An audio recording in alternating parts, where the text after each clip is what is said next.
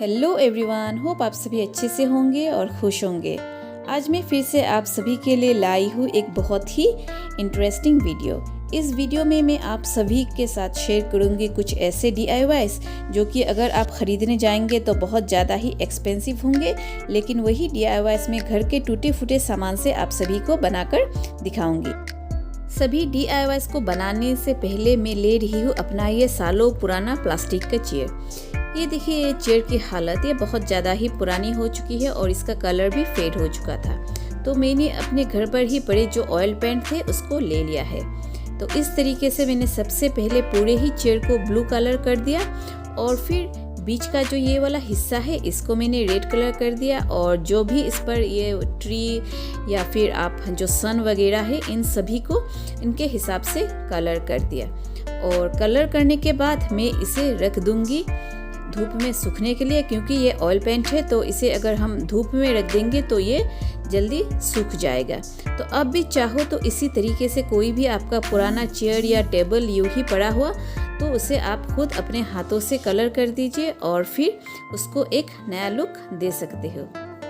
और अब ये लीजिए मेरा चेयर जो कि पूरी तरीके से कलर करने के बाद बिल्कुल ही एक नए लुक पर हाजिर है। और अब चलिए एक एक करके मैं अपने सारे DIYs को बनाना स्टार्ट करती हूँ।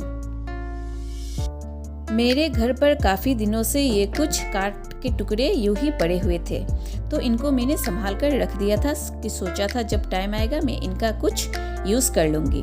तो चलिए मैं आप सभी को दिखाती हूँ कि इस तरीके के काठ के टुकड़ों के हेल्प से आप कैसे मज़ेदार चीज़ें अपने घर के डेकोरेशन के लिए बना सकते हो। सबसे पहले इनको मैंने अलग अलग लेंथ पर मार्क कर दिया और फिर इस तरीके से इनको काट दिया। और अब देखिए इस तरीके से मैं इनके अलग अलग पेयर्स बना दूंगी और फिर इन सभी को मैं खिल्ली के हेल्प से ज्वाइन कर दूंगी। अगर आपको इस तरीके से खिल्ली से ज्वाइन नहीं करना है तो आप कोई भी एक अच्छा सा गम ले लीजिए, जो कि इसको गम के हेल्प से भी आप अटैच कर सकते हो। सभी फ्रेम को बनाने के बाद मैं इन सभी को बाहर धूप में रख दूंगी। जब ये अच्छी तरीके से गर्म हो जाएगा मैं सैंड पेपर से इन सभी को मैंने थोड़ा सा साफ कर दिया और फिर मैं अब इसके ऊपर ये देखिए इस तरीके से वार्निश लगा दूंगी। यह देखिए वार्निश को आप जब लगाएंगे तो ये काठ को थोड़ा सा धूप में गर्म कर ले। इस तरीके से अगर आप वार्निश करेंगे तो इसके ऊपर रंग अच्छे तरीके से चढ़ेगा।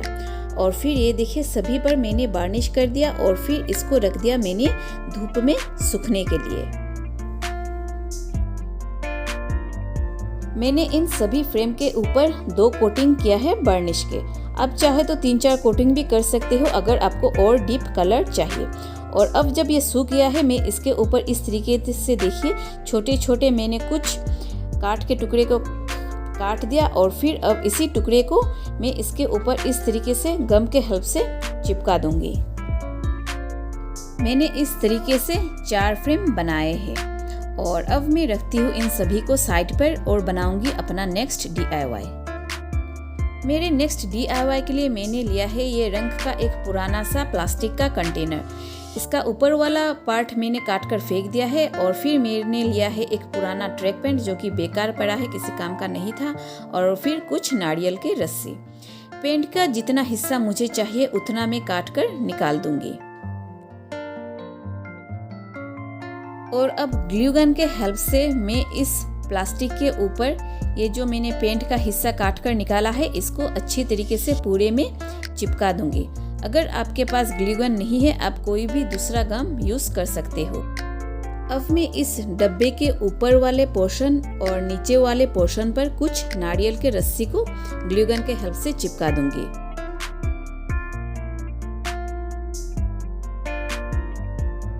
ये लीजिए मेरे प्लांट्स के लिए एक खूबसूरत प्लांटर बनकर हो गया है रेडी। मेरे नेक्स्ट DIY के लिए मैंने लिया है ये कार्डबोर्ड का बॉक्स। सबसे पहले मैं इसके जो साइड के जो पार्ट है इसको मैं काट कर फेंक दूंगी और फिर मैंने वही पेंट के टुकड़े को इस पूरे ही बॉक्स के चारों तरफ गम के हेल्प से चिपका दिया। ये देखिए इस तरीके से चिपकाने के बाद ये बिल्कुल ही नहीं लग रहा कि ये कोई कार्डबोर्ड का बॉक्स हो। और अब मैंने ले लिया है एक लेस को। इस लेस को मैं इस बॉक्स के ऊपर वाले पार्ट पर चिपका दूंगी और फिर मेरा एक दूसरा प्लांटर बनकर हो जाएगा तैयार। अगर आप प्लांट्स नहीं रखते हो तो इस तरीके के किसी भी कार्डबोर्ड के कंटेनर को आप थोड़े से कपड़े या फिर वॉलपेपर से डेकोरेट कर दीजिए और फिर इसके अंदर आप आपके छोटे छोटे कपड़े वगैरह भी रख सकते हो।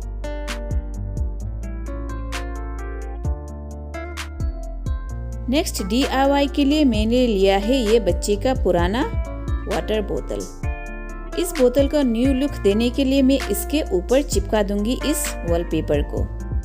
वॉलपेपर को इसके ऊपर चिपका देने के बाद मैं इसके ऊपर लगा दूंगी जूट के रोप को। जूट के रोप को मैंने फेविकॉल के हेल्प से इसके ऊपर चिपका दिया है और फिर इसके जो साइड के जो रस्सी है जो कि बहुत ज़्यादा ख़राब हो चुका था, इसको मैं काट कर फेंक दूंगी और इसके जगह पर मैं नई रस्सी लगा दूंगी।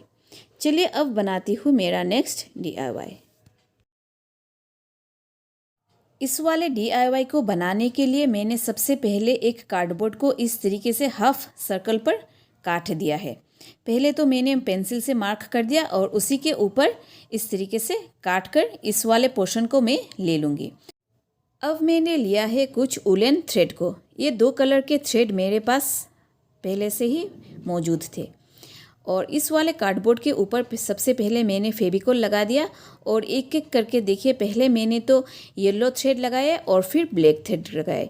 इसी तरीके से पूरे पैटर्न को मैंने रिपीट कर दिया और पूरे को इस तरीके से इस कार्डबोर्ड के ऊपर चिपका दिया। सेम इसी तरीके का मैंने एक और बड़ा कार्डबोर्ड को काट कर निकाल दिया और फिर सेम प्रोसेस से ही दूसरे वाले कार्डबोर्ड के ऊपर भी मैंने इस वूलन थ्रेड को फेविकॉल के हेल्प से चिपका दिया। और अब मैं इसके ऊपर वाले पार्ट पर लगा दूंगी ये वॉलपेपर को।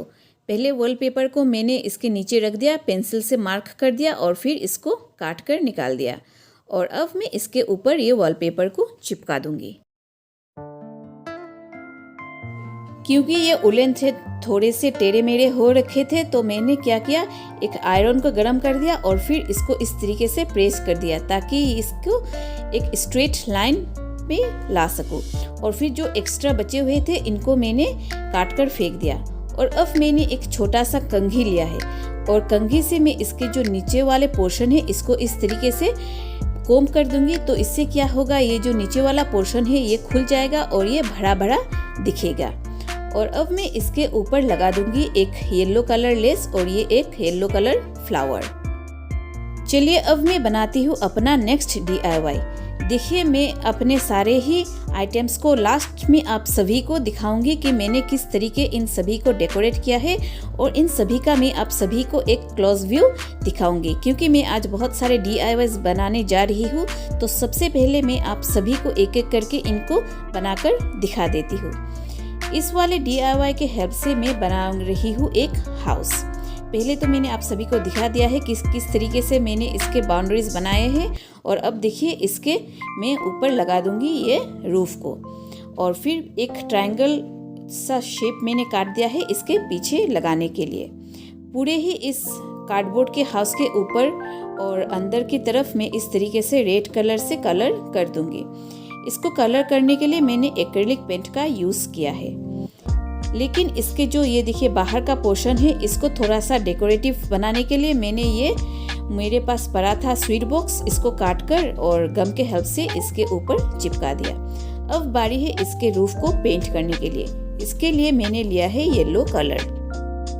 इस छोटे से घर को थोड़ा सा और खूबसूरत बनाने के लिए मैं इसके फ्रंट पर इस तरीके से छोटे छोटे कुछ लेस को लगा दूंगी। पहले तो मैंने लेस को इसके साइज के हिसाब से काट दिया और फिर गम के हेल्प से चिपका दिया। और ये लीजिए मेरा क्विक सा एक DIY हाउस बनकर हो गया है रेडी।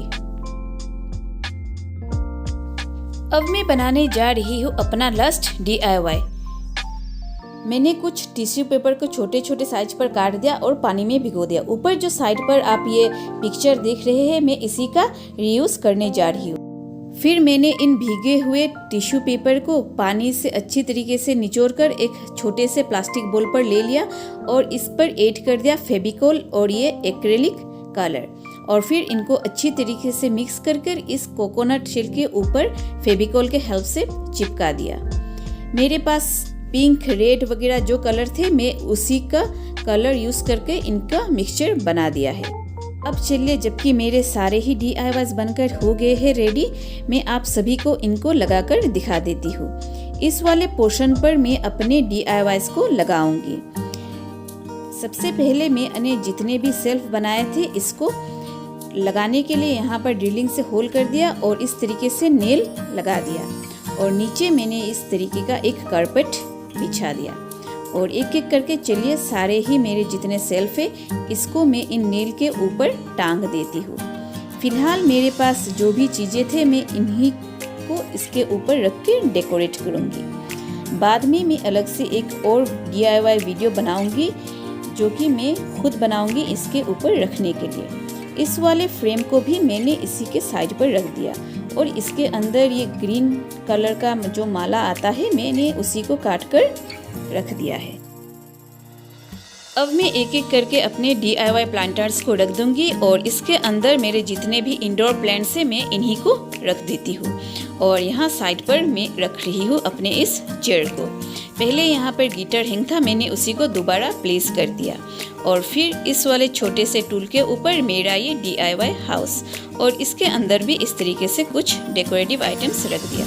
इस वाले वर्ल्ड के ऊपर मैं लगाऊंगी अपने ये प्लांटर्स को। और फिर ये देखिए मेरा DIY बोहो फ्रेम। इस तरीके के फ्रेम में ज़्यादातर मैक्रेन जो वूल आता है उसका यूज़ किया जाता है। मेरे पास वो नहीं था तो मैंने ये वूलन थ्रेड से ही इसको बना दिया है। अब टाइम है इसके फाइनल रिवील की। ये जो मेरा वॉल है ये यहाँ पर मैंने अपना टीवी को हैंग किया हुआ है।